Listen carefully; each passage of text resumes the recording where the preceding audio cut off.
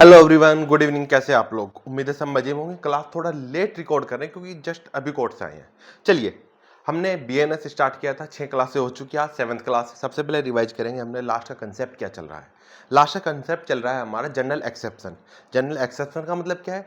कोई ऐसी कंडीशन जिसमें कोई कार्य किया जाता है जो सामान्य तौर पर अपराध होता है, लेकिन यहाँ पर क्या है, वो अपराध नहीं है।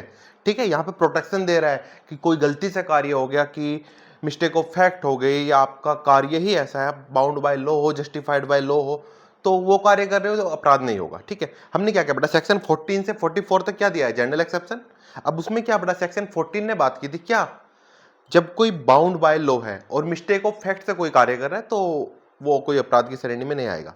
देन सेक्शन 17 ने बात की थी जस्टिफाइड बाय लॉ, खुद को समझते हुए कोई व्यक्ति कोई कार्य करता है और वो मिस्टेक ऑफ फैक्ट हो जाती है तो भी कोई कार्य अपराध नहीं होगा। देन फिर बीच में क्या बचा? 15 16 15 ने बोला था किसी जज का कार्य, जज किसी को पनिशमेंट दे रहा है, 6 महीने आप जेल में रहोगे, 1 महीने का आपको सोलिटरी कन्फाइनमेंट है, आपको फांसी पे लटका दिया जाए, तो किसी को फांसी पे लटकाना तो अपराध होता है ना, लेकिन जज काम कर रहा है वो तो कोई अपराध नहीं है। सेक्शन 16 पे आते हैं। सेक्शन 16 ने क्या बात की थी? जज ने बोला कि फांसी पे लटका दो। एक जल्लाद आया, जल्लाद का एग्जांपल इसलिए देता हूं क्योंकि जल्लाद वाला एग्जांपल क्वेश्चन एग्जाम में पूछा गया है। तो उसने लटकाया, किसी को मारना तो अपराध होता है, लेकिन वहां पे अपराध क्यों नहीं है? क्योंकि वो सेक्शन कौन सा? 16 के कारण क्या है? प्रोटेक्टेड है। It is an general exception, there is nothing an offence which is done in the circumstances provide hereinafter, general exception में। चलिए आगे बढ़ते हैं। यहां तक क्लियर सभी को? फिर बाद में हमने पढ़ा था 17 के बाद 18 19 20 21।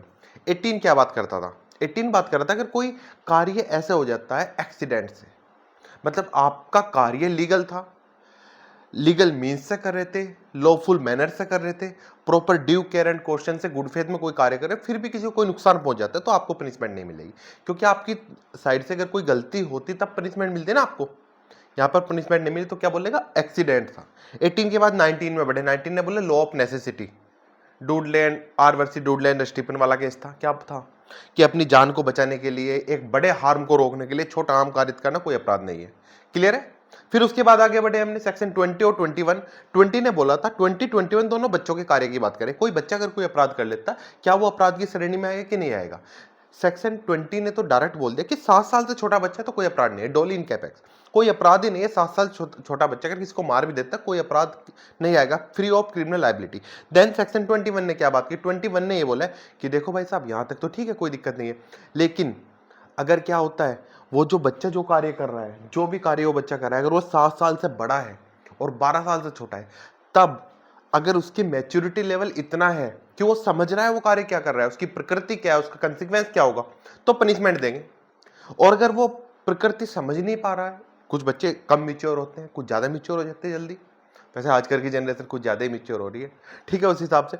तो अगर वो 7 साल से 12 साल तक का बच्चा इमिच्योर है किस चीज में? उसकी प्रकृति समझने के लिए, उसका कंसिक्वेंस समझने के लिए, तो क्या होगा?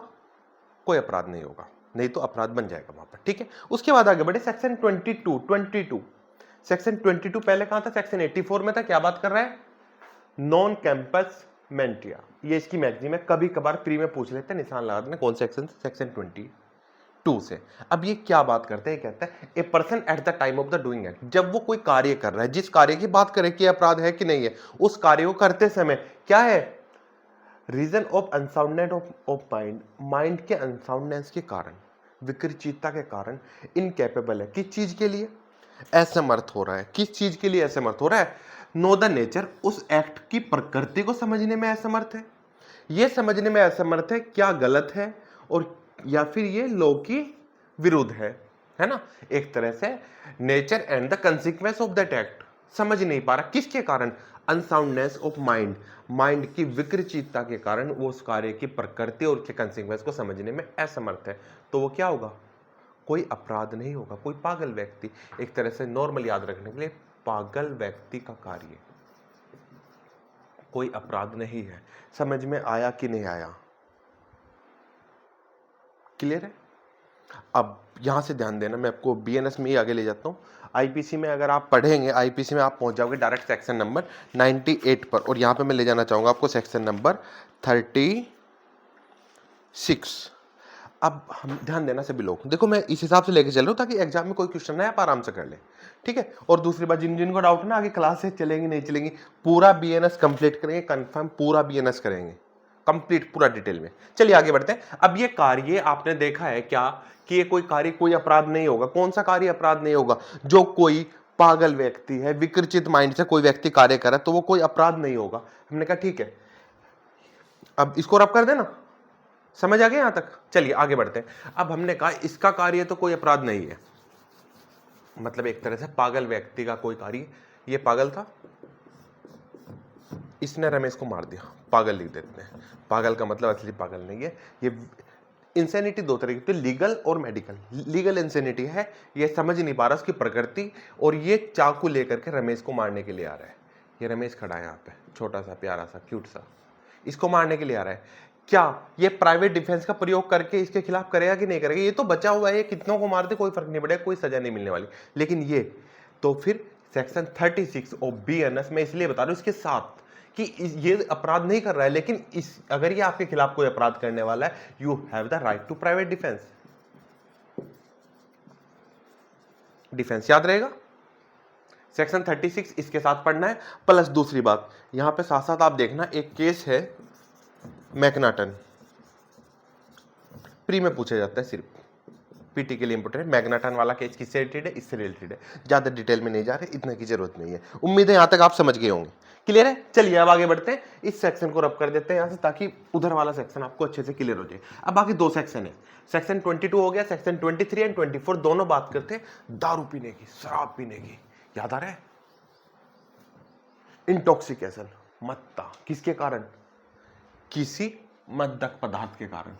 दारू पी लिया आपने, शराब पी ली, गांजा पी लिया, जो भी पिया, उसके कारण अगर आप इनकेपेबल हो रहे हैं, देखो कोई भी कार्य कर रहे हो, आपकी अनसाउंडनेस या इंटॉक्सिकेशन के कारण आप इनकेपेबल हो किस चीज के बारे में?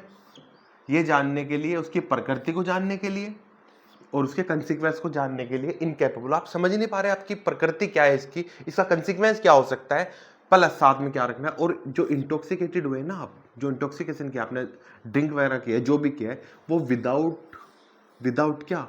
नॉलेज। आपको नॉलेज नहीं थी। दूसरी बात, अगेंस्ट द विल, आपकी इच्छा के विरुद्ध अगर आप किसी ने ड्रिंक कराया है, उसमें मान लिया सपोज रमेश खड़ा था, उसको किसी चीज में मिला करके शराब पिला दी, नशे में धुत हो गया बिल्कुल, उसे नहीं पता है उसने पिए, उसे किसी और ने पिला, जानबूझ के नहीं पिए, उसने किसी और ने पिला दी उसको, ठीक है। वो कहते हैं ना, हम पीते नहीं है पिला दी गई है, वही वाला केस है, हम पीते नहीं है पिला दी गई है। अब वो इनकेपेबल हो गए समझने के लिए, तो कोई अपराध नहीं है, नो ऑफेंस। समझ आया? दूसरा सेक्शन 24, ये भी इंटॉक्सिकेशन से रिलेटेड है, मत्ता से रिलेटेड है। कौन सी? कोई नशे वाली स्थिति से। लेकिन यहां पे आपने अगर खुद जानबूझ कर शराब पी है या कोई नशीला पदार्थ ग्रहण किया जानबूझकर, ठीक है, उसके बाद कोई कार्य करते हो और उस कार्य को करते समय आपको पर्टिकुलर नॉलेज है, इंटेंशन है आपकी, नॉलेज की चीज की, उस कार्य की प्रकृति की, उसके कंसिक्वेंस की प्रॉपर नॉलेज है, ठीक है, then you shall be liable as you would had if not been intoxicated. यहां पर यह व्यक्ति उसी तरह लायबल होगा, कैसे? मानो उसने कुछ नहीं पिया था तब वो कार्य करता, तब लायबल होता। समझ आया कि नहीं आया? यहां पर ध्यान रखना, यहां पर अगेंस्ट विल है, यहां पर सेल्फ, जानबूझ के किया है। देखो सेक्शन 23 एंड 24 यहां पे अगेंस्ट विल है, यहां पे सेल्फ इंटॉक्सिकेटेड, या फिर यहां पे अगेंस्ट विल है, यहां विलफुल्ली कार्य कर रहा है। अब कोई व्यक्ति, आपने मूवी देखी होगी, अभी अभी कुछ दिन पहले आई थी कबीर सिंह, है ना, सबने देखी ना कबीर सिंह, शाहिद कपूर वाली, इसका ओरिजिनल वर्जन देखा होगा, अर्जुन रेड्डी है ना, हाँ अर्जुन रेड्डी। उसमें क्या होता है, दिल टूट गया, पिक्चर आपने देखी, बहुत सारी मूवीज में क्या होता है, दिल टूट गया आदमी का, दुखी इंसान है, वो क्या कर रहा है, दारू पी रहा है, उसकी इच्छा नहीं है लेकिन दुख के कारण जबरदस्ती अगेंस्ट विल दारू पी रहा है। तो 23 में तो अगेंस्ट विल पी रहा है तो क्या होगा, दाढ़ी बड़ी बड़ी होगी, मुझे दाढ़ी बड़ी बड़ी हो रही, कोई शेविंग वेविंग नहीं करा रहा, तो केस याद रखना, डीपीपी वर्सेस बियर्ड, याद रहेगा, 1920 का केस है, साइटेशन कंफर्म रहने दो, नाम याद रखना, पीटी के लिए 100% एग्जाम में आएगा, 100% याद रहेगा, क्योंकि अगेंस्ट विल है, कबीर सिंह हो गया है कबीर सिंह बिना इच्छा के पी रहा था ना दारू, उसका खुद मन थोड़ी कर जबरदस्ती पी रहा था, वो टैंक में से बोतल निकाली, पानी भरा, वो पी गया। और ये बियर्ड क्यों? क्योंकि उसको दाढ़ी बड़ी हो गई थी, बियर्ड। याद रहेगा कि इसका नाम। अब जब वो डेली पी रहा है, जबरदस्ती पी रहा है, कोई जबरदस्ती पिला रहा है, दोस्त पिला रहे, अच्छा भाई तेरा दिल टूट गया, दारू पी ले, तेरी शादी होगी, दारू पी ले, हर चीज में। अब यहाँ पे क्या हुआ, उसको आदत हो गई। अब उसे दारू कैसे लगने लगी? पेप्सी जैसी। तो क्या होगा, दारू कैसे लगने लगी? पेप्सी जैसी। उसे लगा भगवान वासुदेव कहाँ है, पेप्सी की तरह है, भगवान दिखने लगे उसको। तो क्या याद रखना, वासुदेव वर्सेस पेप्सू, 1956। जब उसे आदत होगी, अपनी मर्जी से पी रहा है, पेप्सी की तरह पी रहा है, उसे भगवान की प्राप्ति होगी उस पीने में। और यहां पे जबरदस्ती पी रहा है, उसकी बस इमेजिन करो, उसका चेहरा ऐसा हो गया। ये उसकी बियर्ड है,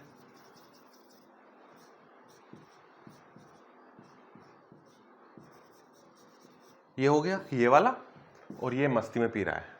ठीक है, उम्मीद है चीजें क्लियर हो गई होंगी, सारी चीजें याद करनी। देखो आपको इमेज बनानी हर चीज की दिमाग में, कौन सा सेक्शन क्या बात कर रहा है, कौन सा क्या नहीं करता, याद करने।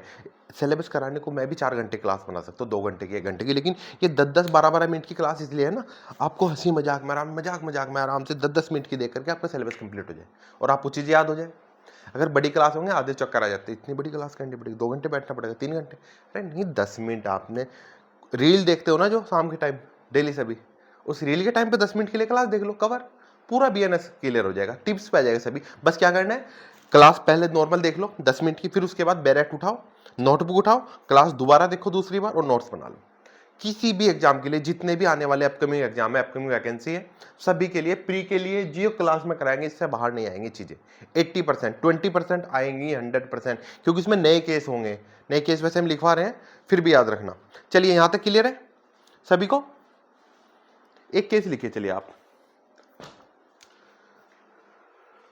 यही इंटॉक्सिकेशन में लिखिए, इसको रब कर देते हैं।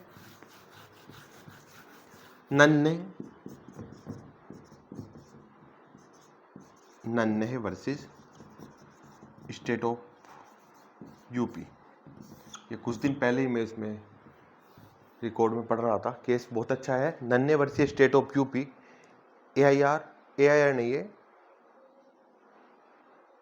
2024 supreme court 2024 volume 1 page 409। Note कीजिए जल्दी से।